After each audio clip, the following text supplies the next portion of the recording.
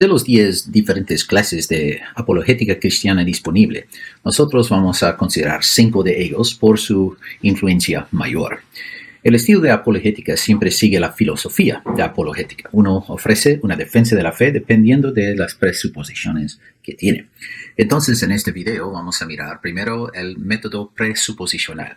Tiene la particularidad de tomar por dado que todos creen en Dios y establecer esto sin ceder este terreno.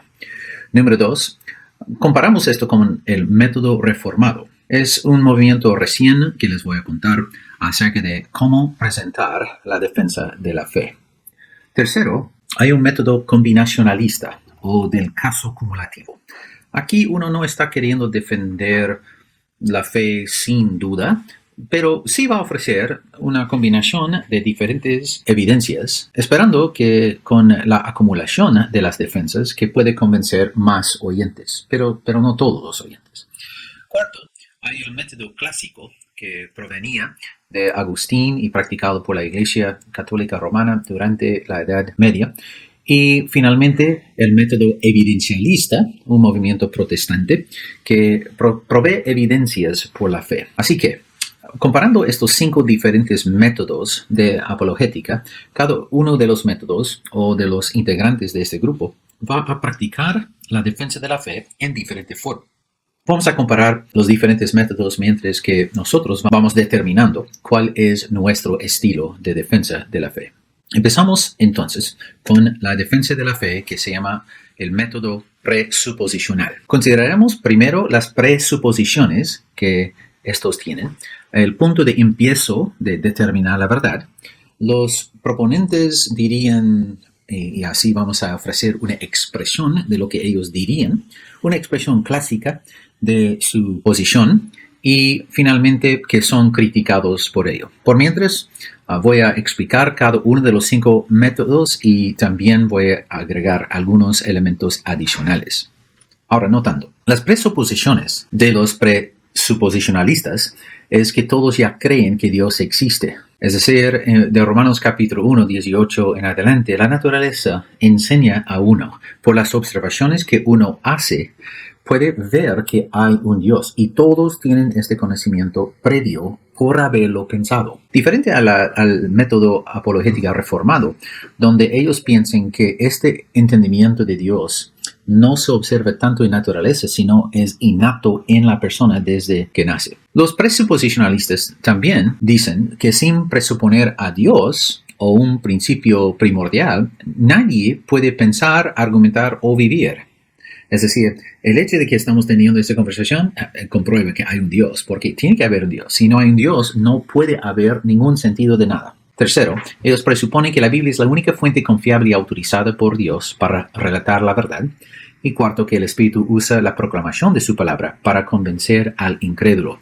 No son las evidencias que hacen al incrédulo convencerse, sino la proclamación de la palabra de Dios. Los presuposicionalistas, entonces, suelen proclamar lo que la Biblia declara, sin defender cada elemento que están aseverando. Lo proclaman con la autoridad de la palabra. Su punto de empiezo epistemológica es la presuposición, especialmente la presuposición de que hay un Dios. Los proponentes de los presuposicionalistas dirían que es irracional no creer en Dios. Es autoevidente. Mira la naturaleza. Solo tiene que observar. Mira el libro de Job. ¿Cuántas aseveraciones los amigos de Job podían hacer acerca de Dios porque habían observado la naturaleza? Pero ese movimiento es criticado porque el argumento trascendental no puede comprobar la existencia del Dios del cristianismo. Es decir, al tomar por dado que hay un Dios, no quiere decir que es un Dios del cristianismo, podría ser otro Dios. En ese sentido, no es muy diferente a un movimiento que se llama fideísmo. Si quieres saber más de esto, en los apuntes al final del video puede observar las diferencias de fideísmo, algo que no discutimos aquí. Pero fideísmo y presuposicionalismo, los dos presuponen que hay un Dios. Los presuposicionalistas entonces argumentan que nadie puede decir nada que es veraz si no hay un Dios. Ellos no ofrecen ningún argumento para comprobar si hay o no hay Dios. Presuponen que hay Dios. Hay muchos de comunes entre contemporáneos ahora que han comúnmente compartido este método presuposicional, empezando con Cornelius Van Til en los años 1950. Un movimiento relativamente nuevo, pero sea Greg Bahnsen, Gordon Clark, John Frame, Francis Schaeffer o hasta en el cuarto siglo Juan Crisóstomo, hay muchos que han expresado sus aseveraciones por ofrecer una exégesis de la palabra de Dios y nada más. Esto es su defensa. Presuponen que todos ya saben que hay un Dios y que Dios los hace responsables por lo que ya saben. En cambio, el método reformado o del pacto, que es un método similar, presupone un poquito diferente. Primero presuponen que todos ya creen que Dios existe. Interpretan Romanos capítulo 1 no para decir que lo creen por haber observado, sino lo creen por haber nacido. Por haber nacido, tienen una información innata e inmediata dentro de sí. Y así que ellos presuponen que es perfectamente razonable que uno cree algo sin la evidencia empírica. Están basando esto en algunos dichos de Juan Calvino, que habló de la existencia de un conocimiento previo con que la persona es nacido. Según Calvino, él dijo que los humanos nacen con un sensus divinitatis, o un sentido natural de la existencia de Dios, aunque sea latente o en necesidad de avivamiento. Así que no se acepta la presuposición evidencialista que la creencia de Dios es irracional hasta que se haya comprobado. Él está diciendo, pero todos van a llegar a la misma conclusión, que hay un Dios. Ofrecen los apologéticos reformados que la creencia en Dios no requiere apoyo de evidencias o argumentación para que sea racional. No aceptan la aseveración de que, bueno, esto es argumentación circular. Ustedes creen en Dios y usan la palabra para comprobar que este es el mismo Dios. Y ellos dicen, pero todos tienen un sistema epistemológico que es de razonamiento circular, hasta los que dicen que pasan todo en la ciencia, empiricismo, de todas maneras. Ellos empiezan y terminan con el mismo punto. Nosotros no somos los únicos acusados de argumentación circular, sino hasta la ciencia y materialismo secular lo hace. Su punto de empiezo epistemológico es que cada persona tiene un conocimiento inmediato que Dios existe y ya tiene esto sin hacer muchas observaciones de la naturaleza.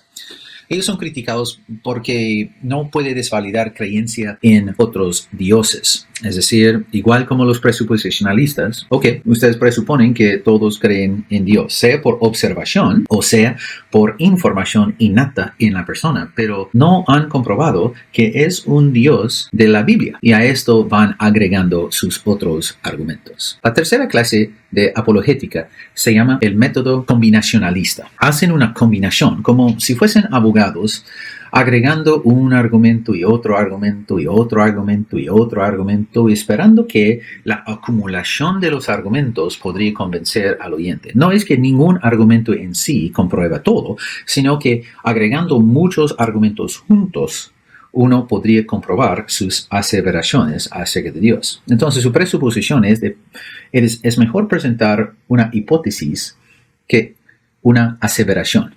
Es decir, no estoy intentando comprobar una hipótesis, estoy haciendo preguntas, pero ¿no es razonable creer en esto? Para mí es razonable. Pues en campos de fe no se puede comprobar mucho deductivamente.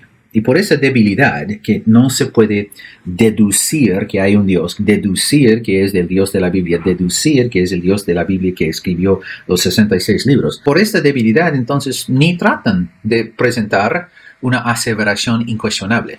Simplemente presentan su caso como un abogado y esperen que la otra persona tome su decisión. Y si no toma decisión, está bien.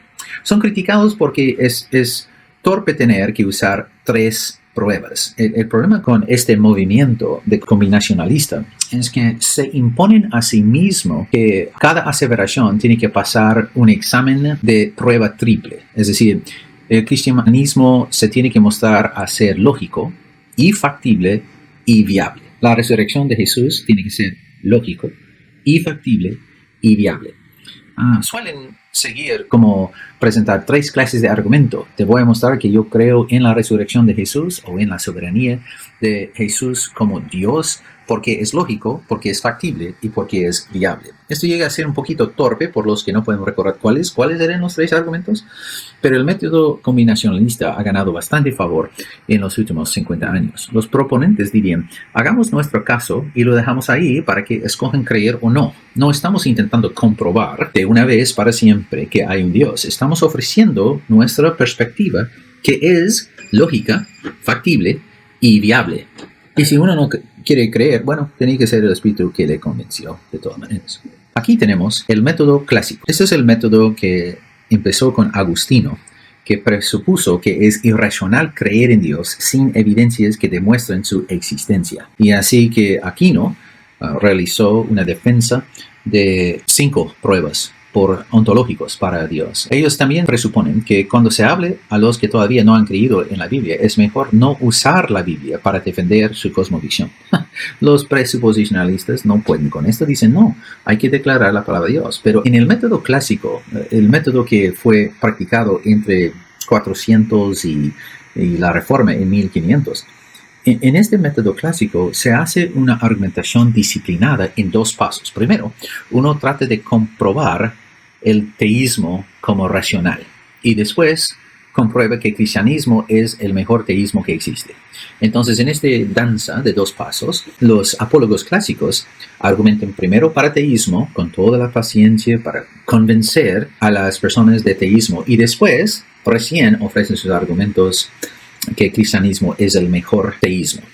Ahora, los presuposicionalistas habrán esparcido algunas declaraciones de antemano. En el caso acumulativo habrían ya explicado muchas defensas, pero en el método clásico uno tiene la paciencia de no avanzar nada hasta que ha comprobado teísmo y conseguido que la persona le accede. Pero teísmo, ¿correcto? ¿No? Hay un Dios. Ok, muy bien. Ahora cambiamos de tema. E insisten en este patrón.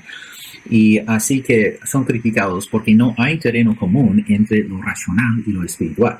Y porque de todas maneras toma por sentado que el cristianismo es verídico sin proclamar que lo es. Es decir, ellos tiran la piedra y esconden la mano, dicen que no hacen nada, o que no tienen presuposiciones, pero las tienen de todas maneras. Los proponentes nos declararían que la existencia de Dios se debe comprobar con pruebas racionales. Primero comprobamos que Dios existe, luego comprobamos que el cristianismo es la mejor religión en todo el mundo.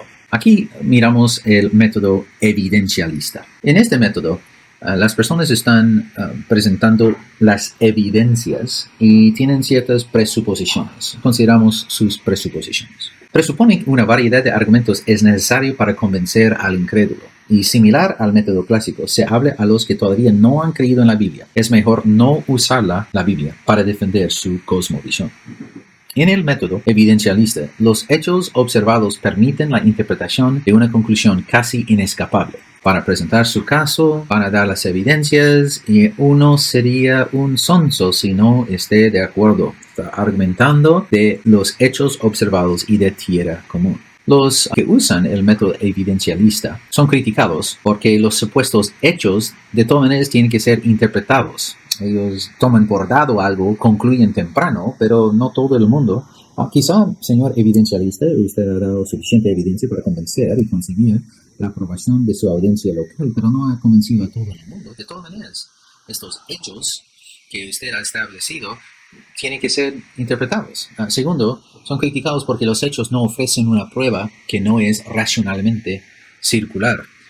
Es decir, de todas maneras, ustedes son culpables de lo mismo, de ofrecer la Biblia como su prueba, pero después decir que la Biblia es infalible, inerrante.